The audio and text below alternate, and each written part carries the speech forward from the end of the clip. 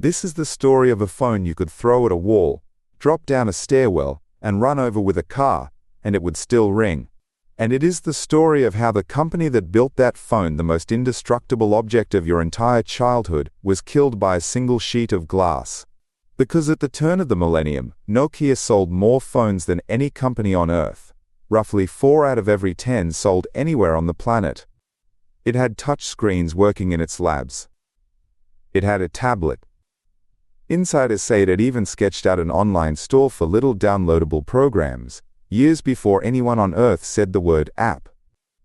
And Nokia looked at all of that, and it decided the future was a keyboard. Today, the company that put a phone in 1 billion pockets does not make phones at all. So welcome to the Autopsy. On this channel, I put one dead company on the table and work out what really stopped its heart. No spin, no press release. Just the cause of death. Tonight's patient, Nokia. And the cause of death is not what you have been told.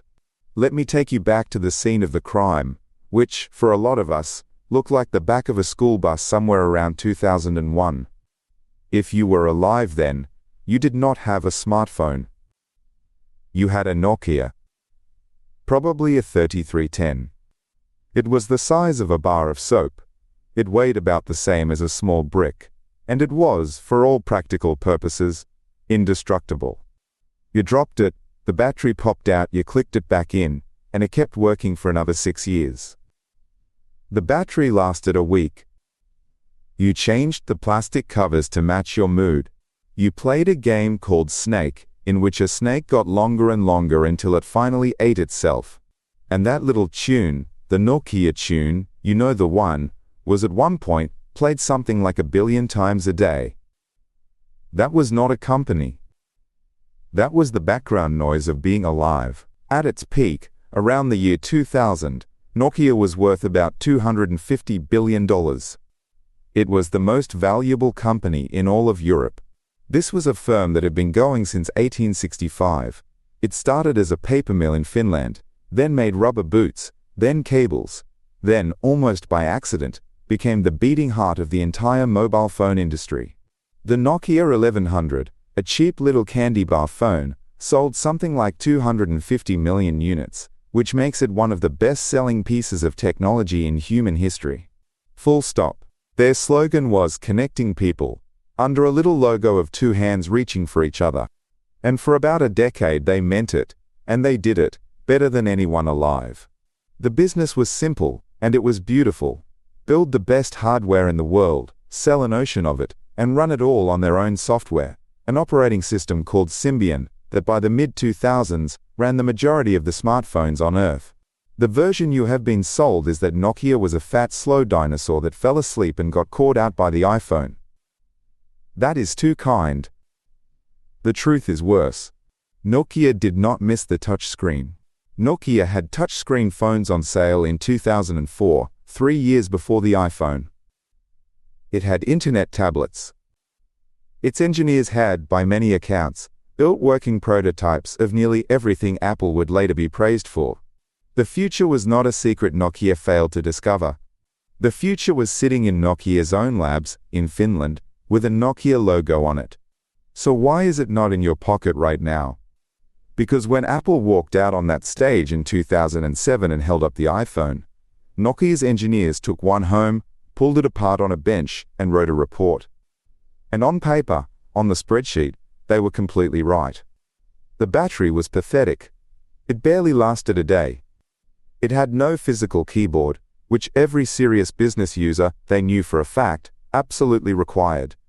It could not survive a single drop onto concrete. It cost a fortune to build. It had no proper support for corporate email. By every single measure Nokia had spent 2 decades perfecting, the iPhone was a worse phone. And that is exactly the trap. Nokia was measuring a smartphone. Apple had stopped selling a phone. Apple was selling a small computer that happened to make calls, and, more importantly, a shop full of software to run on it. The moment the iPhone landed, and then Android a year later, the actual product stopped being the handset in your hand. It became the ecosystem behind it, the apps, the store, the developers, the software. And that was the one thing all of Nokia's beautiful hardware could not save it from. Because Nokia's crown jewel, Symbian, the thing that ran more smartphones than anyone, was by then a tangled, aging mess to build software for. Developers hated it. And Nokia could not bring itself to kill the very platform that had made it a giant, because Symbian was running on tens of millions of phones and printing money right now, today, this quarter. So instead of murdering their golden goose, they defended it. They kept shipping keyboards. They kept polishing Symbian. They watched the app economy, the actual future, get built on two platforms that were not theirs. So let me call the time of death, because it comes with a memo. In early 2011, Nokia's new chief executive, a man named Stephen Elop, sat down and wrote a letter to his own staff. He told them they were standing on a burning platform, a man on a flaming oil rig in the freezing sea, who has to choose between the fire behind him and a terrifying jump into the water. It is one of the most famous corporate memos ever written. And then Elop jumped. But watch where he jumped. Nokia did not double down on its own software. It did not back the beautiful, critically adored phone its own team had just built, called the N9. Instead, Elop, a former Microsoft executive, bet the entire company on Windows Phone. He killed Symbian. He killed the N9 software in the cradle. He set fire to both of Nokia's own lifeboats and swam for a third platform that had almost no apps and almost no users. In Finland, a lot of people had another word for a Microsoft man who arrived, torched Nokia's software, and steered the whole company toward Microsoft. They called it a Trojan horse. Whether that is fair or not, the result is not in question.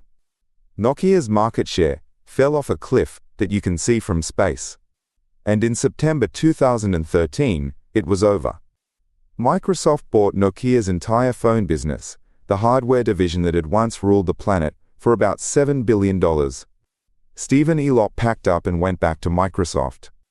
And within about 2 years, Microsoft had written almost the entire thing off and quietly shut the phone business down. A 148-year-old company. The firm that connected the world. Gone from your pocket, sold for scrap, and folded into the very company its own CEO used to work for. Now for the autopsy finding the cause of death, I would actually write on the certificate. It is not Nokia missed the smartphone. Cross that out. Nokia invented half of the smartphone.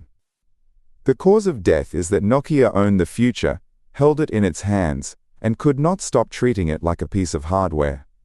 It optimized the handset, thinner, tougher, longer battery, better camera, while the entire game quietly moved to software and stores and ecosystems it did not control. It protected Symbian and its keyboard and its glorious volume, because all of it was making money this quarter, right up until the quarter it wasn't. And when it finally desperately jumped, it jumped onto a burning platform of its own making, and drowned. Every one of those decisions was defensible. Every one of them protected the business as it was. And added together, in a straight line, they killed a giant. So here is the moral of the movie, the X-ray you take home.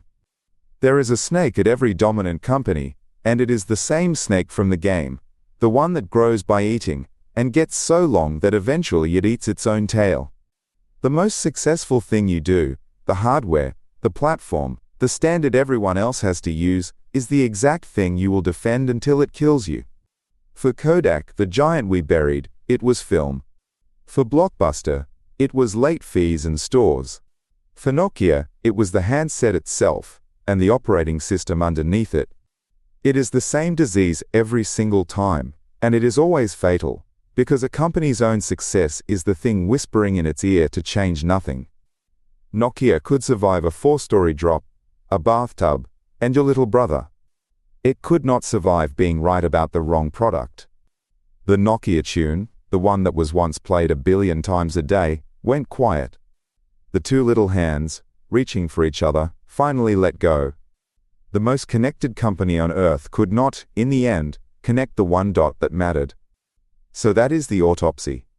The phone that would not die did, not with a smash, but with a soft click, as the battery came out one last time and nobody bothered to put it back. I'll see you on the next table.